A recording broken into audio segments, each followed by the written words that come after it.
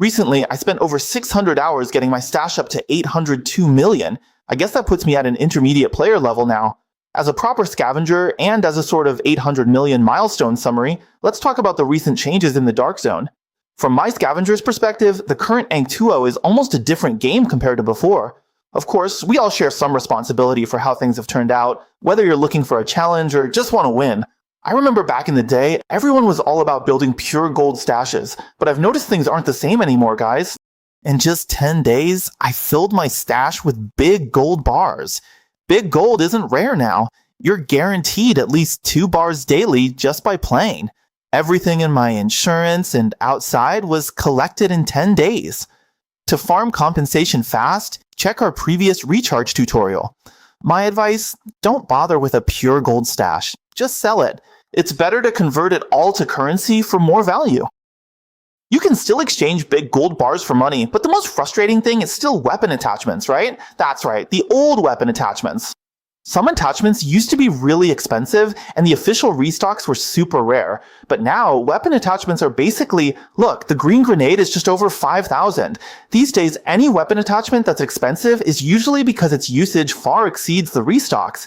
Attachments that are used way more than they are restocked, like the Navy stock, MP fork attachments, and even the M4 special stock. Check it out, guys. Now look at these. These little grips are just over 1,000, but before they used to be 5,000 or 6,000, even over 10,000. I honestly can't deal with this. If you pick it up, it's not even worth much. If you don't pick it up, it feels like a waste to just throw it away. It's basically useless. And even if you do pick it up, it's really hard to collect all 5. Look at this red dot sight. It's just over 7,000 now, but it used to be around 20,000.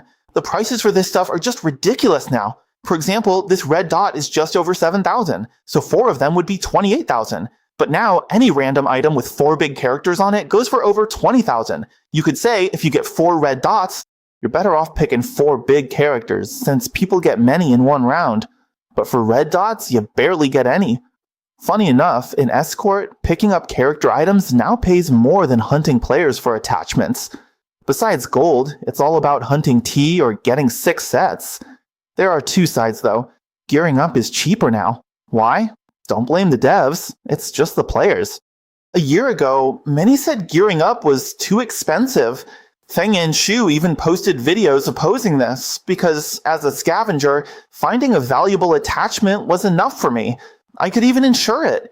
But since most players complained about costs, developers listened and changed it so restocking finally kept up with demand. Only a few of the really popular attachments cannot be restocked fast enough, so their prices stay high. Of course, besides weapon attachments being dirt cheap now, the same thing has happened with ammo. Not just in the Chinese version, but even in the international version, ammo prices have dropped a lot. If I had to sum up the current ammo prices in one sentence, it would be, as long as you are not using popular rounds like the Dum Dum or 61 rounds, your ammo is basically just adding to your stash value. Why is that? The actual price is much lower than listed, and with transaction fees, you get less than your stash value. It's not necessarily bad, just a trade-off. If you keep retreating, looting is hard. If you focus on looting, fighting gets tough. That's the contradiction. Now, white and green items are useless, while some blues still work. Small golds rise slowly, especially with so many big gold boxes given out. Take this Golden Panther, for example. When will the alarm go up to 25,000? Who knows, it's a long way off. When will the premium core reach 10,000? Give it a couple of days and it'll definitely hit 10,000. This engine oil is about the same as the Golden Panther. Why is that? It's because Vincent's recipe has made these item cycles change really fast, and the demand for exchanges is super high. Plus, the official restocks aren't always timely, so now these items are actually making more profit than some of the small golds. Especially with the current version's 4 big items, a single gas tank goes for 23,000, just like the small golds, and it's super stable. I have to share a funny story here. I once told Feng Yanshil about this, opened the main and guest rooms and took a loss, spent 100,000 each time, and ended up getting 5 of them. 5 big items, but in the current version, a lot of the 4 big items are over 20,000 each. Look at this circuit board, 25,000 apiece. If you get 5 of them, you're not losing out, guys. So there's a huge contradiction between looting and fighting, right? If prices are high, it feels awesome when you loot and get good stuff, but when you're gearing up for a fight, it's a pain.